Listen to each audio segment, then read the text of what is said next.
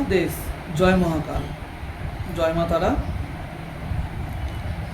আমি জ্যোতিষতান্ত্রিক অঘরী ডক্টরেট শ্রী সোমনাথ শাস্ত্রী আজ আপনাদের সামনে একটি খুবই প্রয়োজনীয় টোটকা দিতে চলেছি, যেটা আপনাদের সকলের জীবনে খুবই ফলপ্রসূ হতে চলেছে।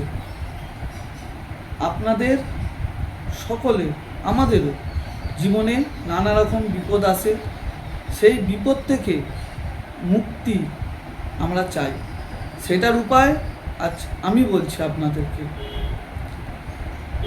8টা তেজপাতা নেবেন, ভালো দেখে তেজপাতাগুলো নেবেন।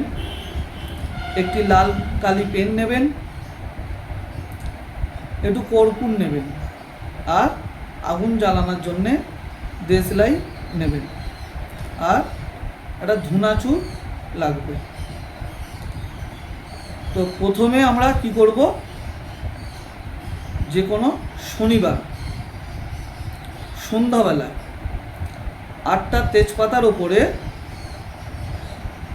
নম দুর্গে দুর্গে রক্ষণে স্বাহা লিখব। 8টা পাতাতেই লিখলাম। সেখানে আমরা মনে মনে মা দুর্গাকে স্মরণ করলাম। স্মরণ করে ওই মনস্কামনাটা আমরা 8টা তেজপাতার মধ্যে বললাম। বলে ধুনাচুরের মধ্যে কর্পূরটা জ্বালিয়ে সেখানে তেজপাতাগুলো পুড়িয়ে দেব। পুড়িয়ে ওই ছাইটা বাইরে ফেলে দেব।